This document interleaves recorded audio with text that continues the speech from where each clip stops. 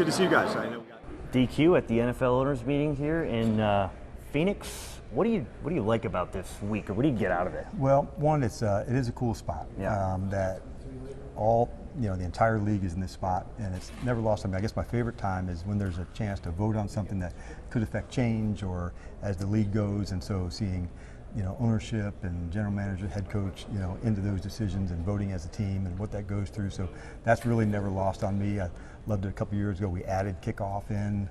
I thought that was like an exceptional change for our game, how it impacted it. And so knowing you're part of those moments, that's really cool. Yeah, I thought something you brought up this morning talking to us was a highlight of the offseason so far has been bringing in the new guys. You signed a bunch of free agents, had them in, you're it's cool to watch them actually be in the building, sign, and then immediately kind of connect with their new teammates that have been here. Why is that important to do in February and March? What was interesting, a couple guys said, they were going to be scheduled to leave. No, I want to wait, so-and-so's coming here.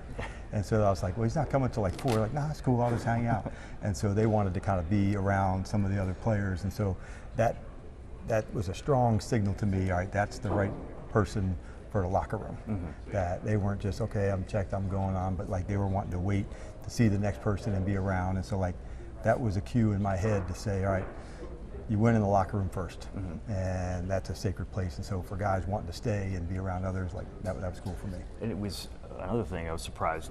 Didn't get asked a whole lot about Jaden Daniels this morning. It'll change right now. Okay. Did you? I'm guessing you watched him play a little flag football. A little bit, yeah. Ago. Okay.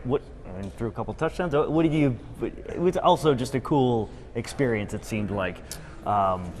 Yeah, we're going to support him in all ways and in all spots, and that's what we do. And so, more importantly, just to see him being back fully himself and the work that he's put in through rehab, the strength and conditioning, back to throwing. So I'm excited for him and all his teammates to get rolling here for the off-season program. There's a lot to put in, a lot to get done, and he is the right competitor to go do that. And I thought what was cool was it seemed like he got a lot of time with Tom Brady, which I imagine if you can pick that guy's brain whenever, that's a good thing. Is that cool? I don't know if you talked to him about that experience. Just beforehand, I did a little bit to say, man, enjoy the weekend. There's a lot of heavy hitters that are there that you get to connect with and be around, and so enjoy all of that, And so guys who had been retired, who are back playing, and so when you do that, man, you always learn a thing or two. Yeah.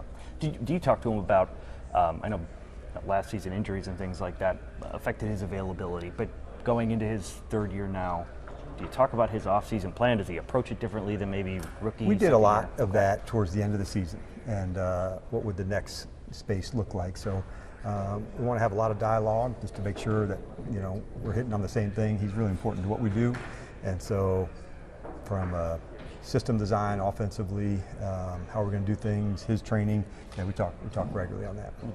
Sticking with quarterbacks, Marcus back. Yes. How helpful? I know we talk a lot about him. I know you think very highly of him, but to have him back in whatever role he is asked to play, how big is that for you? Yeah, he's one of the very best teammates that I've been around and been fortunate enough to coach, and he can impact others. He is a multiplier, honestly, with his feedback, with his energy, with the support that he gives, not just to Jaden, but to others. So Marcus is a player who makes our entire building better, mm-hmm. and when you add people like that, they compound in different ways. And oh, by the way, he can play. And so we're really pumped to have him back. You talked also a little bit about wide receivers here as well. And I know obviously Terry McLaurin is a stud here in Washington. On his third, fourth contract, is there maybe, I don't know, pressure is the right word, but to get a guy who could have a long run with Jaden, maybe in the draft, free agency, something like that? I know you worked with Matt Ryan and Julio Jones, who had a hell of a career together. Yes. Is there an emphasis on bringing something like that, getting a decade-long connection with Jaden? Yeah, it's not something that we put in the front of our thinking. I think those are ones, when they are, you want to just let's get the right fits. Yeah. And then we could do that, whether it's that position, a different position, and the more you add that onto your team, man, the whole thing kind of grows. And so, of the things we loved in 24, got punched squarely in the face in 25. There's lessons that we're pulling forward, mm-hmm. and that's with Jay and with everybody else. And so that's why all of us inside our building are so pumped to get rolling with everybody. And back to the free agents, running backs, you added a couple of linebackers, cornerbacks, things like that. You pointed out speed. Yeah. How much faster is this team Yeah. across the board with those guys? I think speed and versatility, if you have that on defense, you got a chance to match up in different ways and present the scheme in different ways, okay? In this game, you may need more of a certain style of package than versus another. And so when you have that flexibility, now it allows you to say, okay, let's feature in this way, let's feature here, this is what we need to go win this game. And it's not the same every week. And so having that type of versatility, man, that's a big deal.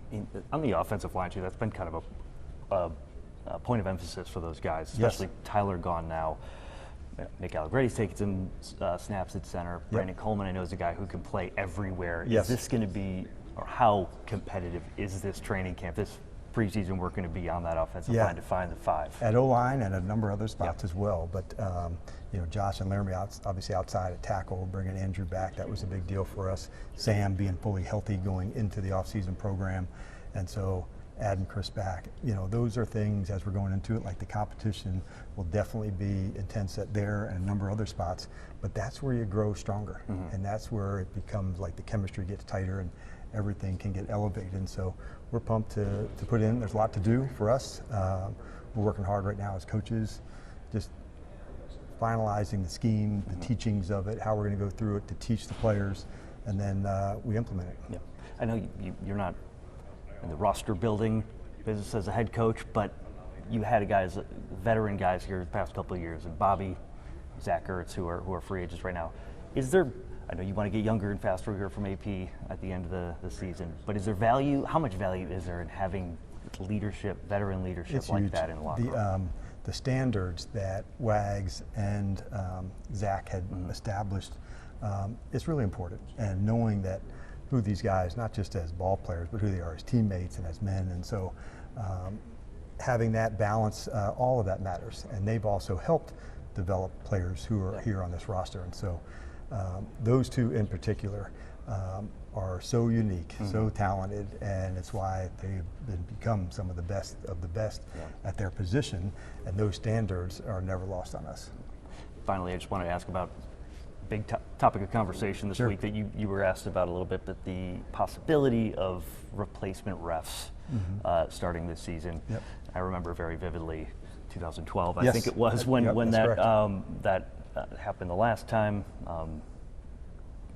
How important is it to have NFL refs out there, or is it something you even worry about as a head coach? Hey, whoever's officiating, that's who's officiating. Yeah, I know we got a lot of smart people working on it on both sides, and so I'm worried about the things that I have control over right now. So, but they're digging in hard, the people that are involved on both sides, to make sure they can find some work together. But for us, these are the rules of engagement, how we need to go down and what we need to do. So I'll let them worry about that, and we'll have our team ready to fight. Well, fantastic, DQ. Excellent to All talk right, to you. appreciate it, brother. Yep, looking forward to the season. Same.